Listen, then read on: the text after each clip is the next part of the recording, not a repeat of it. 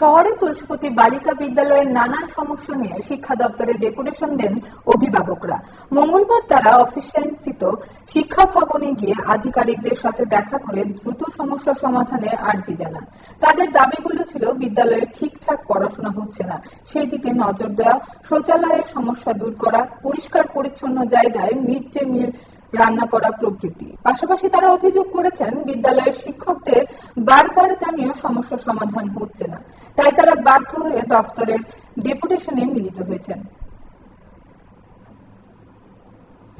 আমরা তুলসীপতি স্কুলে বিভিন্ন সমস্যা নিয়ে আজকে এখানে আইছি।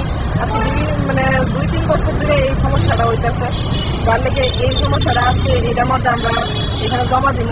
কোন সমস্যাটা প্রত্যেকদিন ক্লাস হয় না, সপ্তাহে 3 দিন ক্লাস হইতেছে।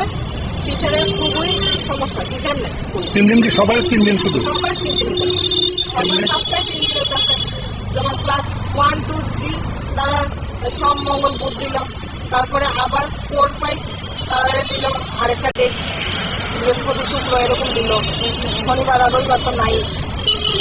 এই বিষয়টা নিয়ে জিজ্ঞেস করছেন একটু আসলে স্কুলে জিজ্ঞেস করছি, তারা তো কাছে টিচার নাই, আমরা কি করবো? আমরা কইছে আমরা তারা পারমিশন নিয়ে রাখছে বলে কোথা থেকে এইভাবেই কইছে চালা নাই।